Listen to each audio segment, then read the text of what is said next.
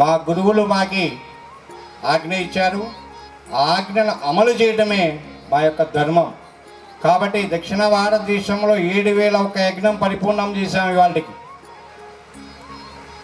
అంటే ఎంత hard work ఉంటుంది, ఎంత కష్టం ఉంటుంది ఒక్కసారి ఆలోచన చేసుకోండి మీరు. ఇక్కడికి వచ్చిన తర్వాత ఎన్ని యజ్ఞాలు చేసాం ఇప్పటికీ?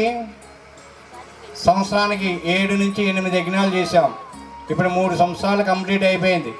రేపు జ్యోతి వెలిగిస్తే 4వ సంవత్సరం.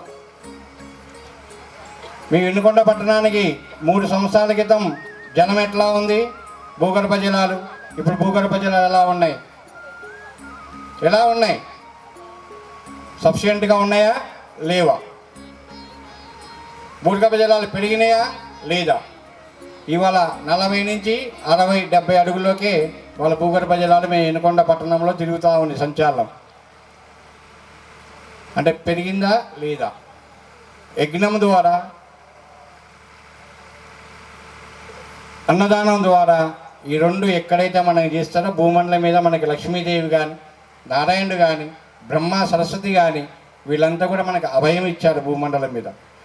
ఎక్కడ ఏ గ్రామంలో కానీ ఏ పట్టణంలో కానీ ఎక్కడైతే మనకి యజ్ఞక్రతువులు జరిగి అన్నక్రతువు జరిగిన తరువాత కంపల్సరిగా ఆ ప్రాంతాన్ని నేను సస్యశ్యామలం చేస్తాను అని భూమండలానికి మనకు మాట ఇచ్చారు. మీరందరూ ప్రతి గ్రామంలో యజ్ఞం చేసుకోండి. ప్రతి గ్రామంలో యజ్ఞం చేసుకోండి. సంవత్సరానికి మీ అకేషన్స్ ఉంటాయి ఆ గ్రామాలలో.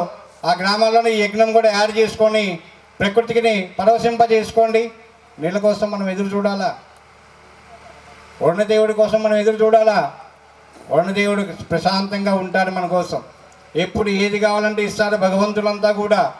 కానీ మనం ఎదురు చూస్తూ ఉన్నాం, నీళ్ళ కోసం ఎదురు చూస్తున్నాం, అన్ని కోసం ఎదురు చూస్తూ ఉన్నాం.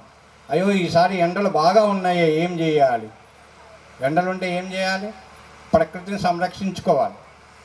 ఎండలు తగ్గిపోతాయి. మనం ప్రకృతిని సంరక్షించాం, మన ఇష్ట ప్రకారం మనం ప్రయత్నం చేస్తాం, ఇవన్నీ కూడా ఇట్లా జరుగుతూ ఉంటాయి. కాబట్టి ఇటువంటి విషయాలన్నీ కూడా సూక్ష్మమైన విషయాలు తెలుసుకొని ప్రకృతిలో సత్యాన్ని తెలుసుకొని మనం జీవించడమే ఉన్నతమైన భావనగా మేము భావిస్తూ